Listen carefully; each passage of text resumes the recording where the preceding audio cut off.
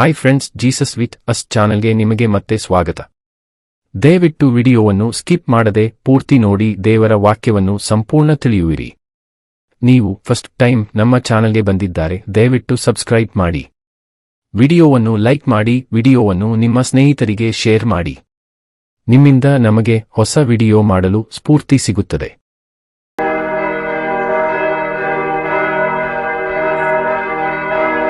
ಯೆಶಾಯನ ಪ್ರವಾದನ ಗ್ರಂಥ ಅಧ್ಯಾಯ 23.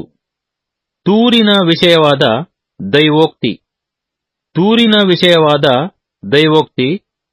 ತಾರ್ಷೀಷಿನ ಹಡಗುಗಳೇ, ಅಂಗಲಾಚಿರಿ, ನಿಮ್ಮ ಆಶ್ರಯವು ಹಾಳಾಯಿತು, ನಿಮಗೆ ನೆಲೆಯಿಲ್ಲ, ರೇವಿಲ್ಲ. ಕಿತ್ತೀಮ್ ದೇಶೀಯರಿಂದ ಅವುಗಳಿಗೆ ತಿಳಿಯಿತು. ಕರಾವಳಿಯ ನಿವಾಸಿಗಳೇ, ಸಮುದ್ರವನ್ನು ಹಾದು ಹೋಗುವ ಚೀದೋನಿನ ವರ್ತಕರಿಂದ ಸಮೃದ್ಧಿ ಹೊಂದಿದವರೇ, ಮೌನವಾಗಿರಿ. ವಿಶಾಲವಾದ ಸಾಗರದ ಮೇಲೆ ತಂದ ಶೀಹೋರಿನ ಧಾನ್ಯದಿಂದಲೂ ನೈಲಿನ ಬೆಳೆಯಿಂದಲೂ ಆದಾಯ ಹೊಂದಿದ ನಿಮ್ಮ ನಗರಿಯು ಅನೇಕ ಜನಾಂಗಗಳಿಗೆ ಲಾಭಕರವಾಗಿತ್ತು. ಚೀದೋನೇ, ನಾಚಿಕೆಪಡು. ಸಮುದ್ರವು, ಸಮುದ್ರ ದುರ್ಗವು, ನಾವು ವೇದನೆ ಪಡಲಿಲ್ಲ, ಪ್ರಸವಿಸಲಿಲ್ಲ, ಯುವತಿ ಯುವಕರನ್ನು ಸಾಕಿ ಸಲಹಲಿಲ್ಲ ಎಂದು ನುಡಿದಿದೆಯಷ್ಟೇ. ತೂರಿನ ಸಮಾಚಾರವು ಐಗುಪ್ತ್ಯರಿಗೆ ಮುಟ್ಟಲು ಅದಕ್ಕಾಗಿ ಸಂಕಟಪಡುವರು. ತಾರ್ಷೀಷಿಗೆ ಸಮುದ್ರದ ಮೇಲೆ ಹಾದು ಹೋಗಿರಿ. ಕರಾವಳಿಯ ನಿವಾಸಿಗಳೇ, ಅಂಗಲಾಚಿರಿ. ನಿಮ್ಮ ಉಲ್ಲಾಸದ ಪಟ್ಟಣವು ಇದೇನೋ? ಅದರ ಉತ್ಪತ್ತಿಯು ಪುರಾತನವಾದದ್ದೇ ಸರಿ.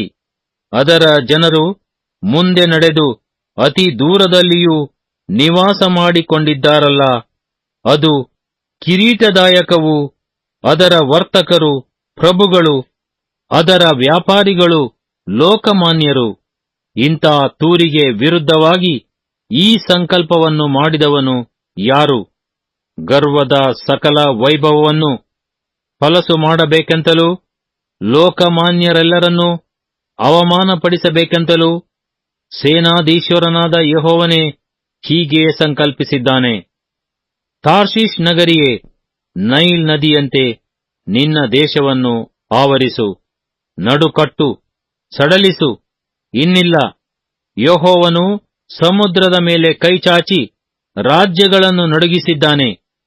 ಕಾನಾನಿನ ದುರ್ಗಗಳನ್ನು ನಾಶ ಮಾಡಲು ಅದರ ವಿಷಯವಾಗಿ ಅಪ್ಪಣೆ ಕೊಟ್ಟಿದ್ದಾನೆ.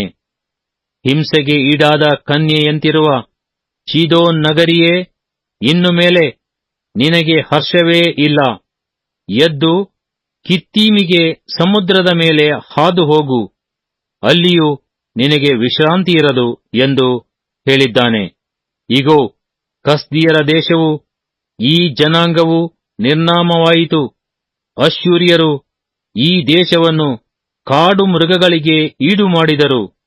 ಬುರುಜುಗಳನ್ನು ಕಟ್ಟಿಕೊಂಡು ಇದರ ಕೋಟೆಗಳನ್ನು ಕೆಡವಿ ಇದನ್ನು ನಾಶಪಡಿಸಿದರು. ತಾರ್ಷೀಷಿನ ಹಡಗುಗಳೇ, ಅಂಗಲಾಚಿರಿ, ನಿಮ್ಮ ಆಶ್ರಯವು ಹಾಳಾಯಿತು. ಆ ಕಾಲದಲ್ಲಿ ತೂರ್ ಪಟ್ಟಣವು ಒಬ್ಬ ರಾಜನ ಆಡಳಿತದ 70 ವರುಷಗಳ ತನಕ ಜ್ಞಾಪಕಕ್ಕೆ ಬಾರದೇ ಇರುವುದು.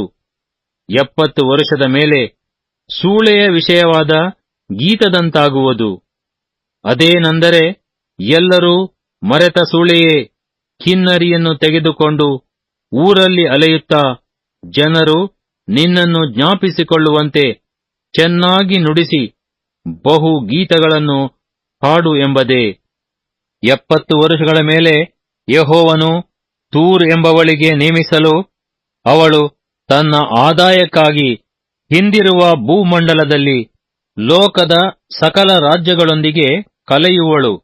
ಅವಳ ವ್ಯಾಪಾರವೂ ಆದಾಯವೂ ಅವಳಿಗೆ ನಿಧಿ ನಿಕ್ಷೇಪವಾಗದೆ ಯೆಹೋವನಿಗೆ ಮೀಸಲಾಗುವುದು. ಆ ವ್ಯಾಪಾರವು ಯೆಹೋವನ ಸನ್ನಿಧಾನದಲ್ಲಿ ವಾಸಿಸುವವರಿಗೆ ಬೇಕಾದಷ್ಟು ಅನ್ನವನ್ನೂ ಶ್ರೇಷ್ಠವಾದ ಉಡುಪನ್ನು ಒದಗಿಸಲು ಅನುಕೂಲಿಸುವುದು. ಯೆಶಾಯನ ಪ್ರವಾದನ ಗ್ರಂಥ ಅಧ್ಯಾಯ 24. ಯೆಹೋವನು ಸರ್ವಲೋಕವನ್ನು ದಂಡಿಸುವುದು, ಇಸ್ರಾಯೇಲನ್ನು ರಕ್ಷಿಸುವುದು. 24:27 ಲೋಕದಂಡನೆ. ಇಗೋ, ಯೆಹೋವನು ಲೋಕವನ್ನು ಬರಿದು ಮಾಡಿ ಹಾಳಿಗೆ ತಂದು ವಿರೂಪಪಡಿಸಿ ಅದರ ನಿವಾಸಿಗಳನ್ನು ಚದರಿಸಿ ಬಿಡುವವನಾಗಿದ್ದಾನೆ. ಪ್ರಜೆ, ಯಾಜಕ, ದಾಸ, ದಣಿ, ತೊತ್ತು, ಯಜಮಾನಿ, ಕೊಳ್ಳುವವನು, ಮಾರುವವನು, ಸಾಲ ಕೊಡುವವನು, ತರುವವನು, ಬಡ್ಡಿ ತೆಗೆಯುವವನು, ತೆರುವವನು, ಇವರೆಲ್ಲರಿಗೂ ಒಂದೇ ಗತಿಯಾಗುವುದು. ಭೂಮಿಯು ಪಟ್ಟ ಬರಿದಾಗುವುದು, ಲೋಕಕ್ಕೆ ಸಂಪೂರ್ಣ ಸುಲಿಗೆಯಾಗುವುದು. ಯೆಹೋವನೇ ಇದನ್ನು ನುಡಿದಿದ್ದಾನೆ. ಭೂಮಿಯು ಪ್ರಲಾಪಿಸುತ್ತಾ ಬಳಲಿದೆ, ಲೋಕವು ಕುಗ್ಗಿ ಹೋಗಿದೆ. ಲೋಕೋನ್ನತರು ಕಂಗೆಟ್ಟಿದ್ದಾರೆ. ಭೂನಿವಾಸಿಗಳು ದೈವಾಜ್ಞೆಗಳನ್ನು ಮೀರಿ ನಿಯಮವನ್ನು ಅತಿಕ್ರಮಿಸಿ ಶಾಶ್ವತವಾದ ಒಡಂಬಡಿಕೆಯನ್ನು ಭಂಗಪಡಿಸಿದ್ದರಿಂದ ಭೂಮಿಯು ಅವರ ಹೆಜ್ಜೆಯಿಂದ ಅಪವಿತ್ರವಾಯಿತು. ಆದ ಕಾರಣ ಶಾಪವು ಲೋಕವನ್ನು ನುಂಗಿಬಿಟ್ಟಿದೆ. ಅಲ್ಲಿನವರು ದಂಡನೆಗೆ ಒಳಗಾಗಿದ್ದಾರೆ. ಭೂನಿವಾಸಿಗಳು ಸುಟ್ಟು ಹೋಗಿ ಕೆಲವರು ಮಾತ್ರ ಉಳಿದಿದ್ದಾರೆ. ದ್ರಾಕ್ಷಾರಸವು ವ್ಯಸನ ಭರಿತವಾಗಿದೆ, ದ್ರಾಕ್ಷೆಯ ಬಳ್ಳಿಯು ಬಾಡಿದೆ. ಹರ್ಷ ಹೃದಯರೆಲ್ಲ ನರಳುತ್ತಾರೆ. ದಮ್ಮಡಿಗಳ ಉತ್ಸಾಹವು ಮುಗಿದಿದೆ. ಉಲ್ಲಾಸಿಗಳ ಕೋಲಾಹಲವು ಕೊನೆಗೊಂಡಿದೆ. ಕಿನ್ನರಿಯ ಆನಂದವು ಅಡಗಿದೆ. ಇನ್ನು ಗಾನದೊಡನೆ ದ್ರಾಕ್ಷಾರಸವನ್ನು ಕುಡಿಯರು. ಮದ್ಯವು ಕುಡಿಯುವವರಿಗೆ ಕಹಿಯಾಗುವುದು. ಹಾಳು ಪಟ್ಟಣವು ಬಿದ್ದು ಹೋಗಿದೆ, ಯಾರೂ ಹೋಗದಂತೆ ಪ್ರತಿಯೊಂದು ಮನೆಯೂ ಮುಚ್ಚಿದೆ. ದ್ರಾಕ್ಷಾರಸದ ಕೊರತೆಯಿಂದ ಬೀದಿಗಳಲ್ಲಿ ಅರಚುತ್ತಾರೆ. ಉಲ್ಲಾಸವೆಲ್ಲ ಅಸ್ತಮಿಸಿದೆ. ಲೋಕದ ಸಡಗರವು ಸೆರೆಯಾಗಿ ತೊಲಗಿದೆ. ಪಟ್ಟಣದಲ್ಲಿ ಹಾಳೇ ಉಳಿದಿದೆ. ನಾಶನವು ಹೆಬ್ಬಾಗಿಲಿಗೆ ತಟ್ಟಿದೆ. ಎಣ್ಣೆಯ ಮರವನ್ನು ಬಡಿದ ಮೇಲೆಯೂ ದ್ರಾಕ್ಷೆಯ ಸುಗ್ಗಿಯು ತೀರಿದ ನಂತರವೂ ನಿಲ್ಲುವ ಉಳಿಗಾಯ ಹಾಗೆ ಭೂಮಂಡಲದಲ್ಲಿ ಜನಾಂಗಗಳೊಳಗೆ ಶೇಷವಿರುವುದು. ಇವರು ಉಚ್ಚಧ್ವನಿಗೈಯುವರು. ಯೆಹೋವನ ಮಹಿಮೆಯನ್ನು ತಿಳಿದುಕೊಂಡವರಾಗಿ ಸಮುದ್ರದ ಕಡೆಯಿಂದ ಆರ್ಭಟಿಸುವರು. ಮೂಡಣವರೇ, ಯೆಹೋವನನ್ನು ಸನ್ಮಾನಿಸಿರಿ.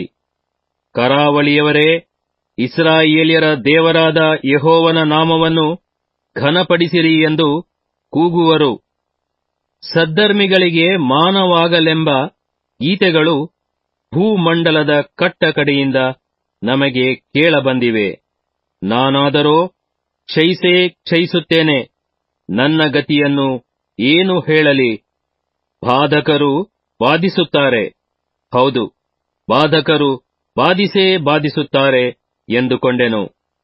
ಭೂನಿವಾಸಿಯೇ, ಭಯವೂ ಗುಂಡಿಯೂ ಬಲೆಯೂ ನಿನಗೆ ಕಾದಿದೆ.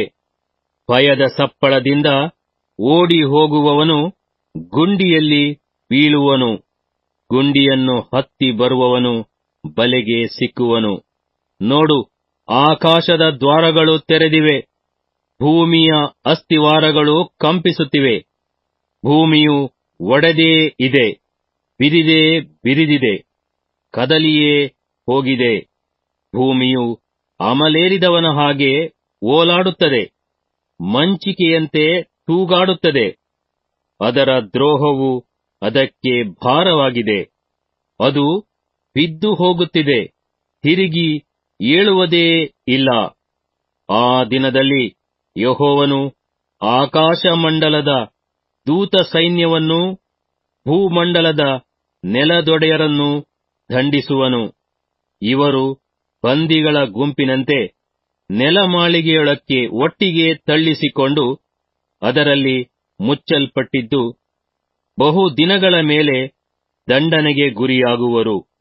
ಮತ್ತು ಚಂದ್ರನು ನಾಚಿಕೆ ಪಡುವನು, ಸೂರ್ಯನು ಲಜ್ಜೆಗೊಳ್ಳುವನು.